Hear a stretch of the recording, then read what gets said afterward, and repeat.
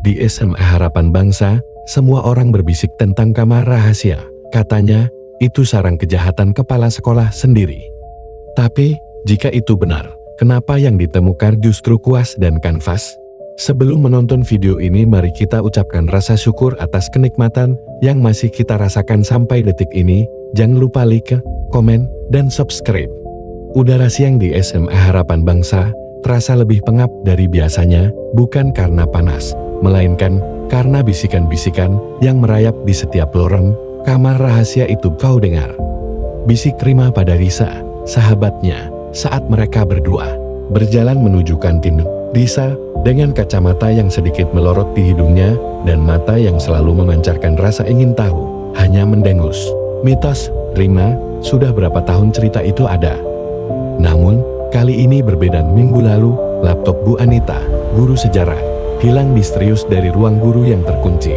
2 hari kemudian, kotak sumbangan bakti sosial untuk panti asuhan yang disimpan di kantor tata usaha juga raib. Dan yang paling menggegerkan, Ardi, ketua OSS yang dikenal ceria, tiba-tiba menjadi pendiam dan sering terlihat pucat, seolah menyimpan ketakutan. Rumor kamar rahasia itu kini bukan lagi mitos seram, melainkan pusat kecurigaan. Tapi, siapa yang bisa melakukannya? Tanda tanya. Rima bertanya lagi. Risa menghentikan langkahnya di depan mading sekolah. Poster pengumuman lomba sains terlihat lusuh, seolah tak ada yang peduli lagi. Orang yang paling berkuasa di sini, Rima. Orang yang tahu setiap sudut sekolah ini. Tatapan Risa beralih ke jendela kantor kepala sekolah, Bapak Wijoyo. Sosoknya yang kalem, namun selalu tertutup, ditambah dengan aura misterius yang entar, mengapa selalu mengelilinginya, membuat nama beliau sering disebut-sebut dalam bisikan-bisikan itu.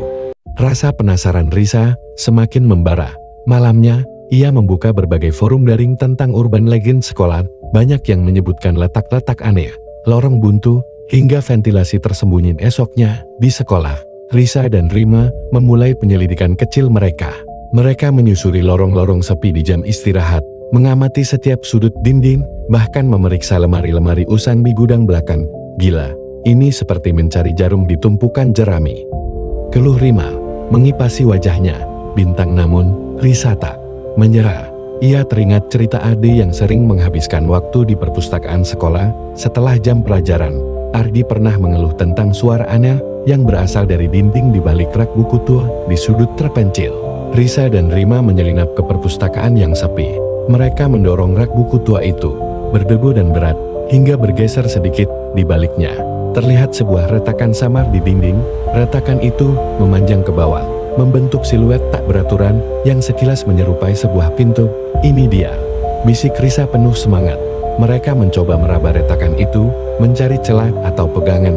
Tiba-tiba, suara langkah kaki terdengar mendekat. Panik, mereka buru-buru mendorong rak buku kembali ke tempatnya.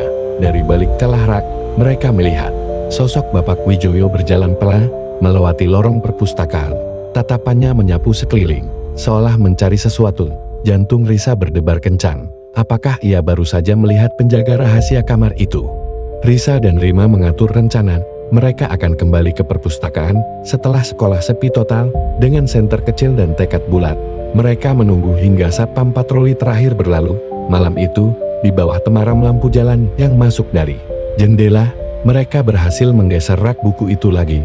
Kali ini, Risa melihat sebuah kenop kecil yang tersembunyi di balik ukiran kayu. Ia memutarnya perlahan. Terdengar bunyi klik yang pelan. Sebuah pintu kayu tipis terbuka ke dalam, memperlihatkan sebuah lorong gelap dan sempit. Aroma cat minyak dan kanvas menyeruak. Dengan langkah berhati-hati, mereka masuk. Lampu senter Risa menyapu ruangan itu. Dan apa yang mereka temukan sungguh di luar dugaan. Bukan tumpukan barang curian, bukan pula bukti transaksi gelap. Sebaliknya, mereka menemukan sebuah studio seni yang menakjubkan. Di sana ada lukisan-lukisan berukuran besar yang belum selesai, palet cat yang masih basal, patung-patung dari tanah liat, dan tumpukan sketsa yang berserakan. Semuanya indah, penuh, ekspresif. Sebuah tanda tangan samar terlihat di sudut kanvas terbesar. Wijoyo, Risa, dan Rima saling pandang, bingung. Ini kamar rahasia yang mereka cari, tapi isinya seni. Terungkapnya dalam sebenarnya ketika Risa dan Rima kembali ke rumah. Pikiran mereka kacau, Mereka telah salah sangka lalu, siapa pelaku sebenarnya dari semua insiden di sekolah? Risa teringat detail kecil, setiap kali ada kejadian aneh, Ibu Lastri, guru BK yang dikenal sangat disiplin dan perfeksionis, selalu menjadi orang pertama yang menemukan dan menyebarkan berita itu dengan heboh. Ia juga sering terlihat mencurigai Bapak Wijoyo secara terang-terangan di ruang guru. Risa dan Rima mulai mengumpulkan bukti-bukti kecil terkait Ibu Lastri. Mereka menemukan bahwa Ibu Lastri pernah mengikuti lomba melukis saat kuliah dan kalah dari Bapak Wijoyo, sebuah dendam lama yang tersimpan. Mereka juga menemukan beberapa email aneh di komputer sekolah yang mengarah pada percakapan Ibu Lastri dengan pihak luar mengenai penjualan barang bekas, yang ternyata adalah laptop dan kotak sumbangan yang hilang. Keesokan harinya, Risa memberanikan diri menemui Bapak Wijoyo, menceritakan kecurigaannya terhadap Ibu Lastri dan bukti-bukti yang mereka temukan. Bapak Wijoyo, meski terkejut, mendengarkan dengan seksama. Bersama-sama, mereka melaporkan hal ini kepada pihak berwenang.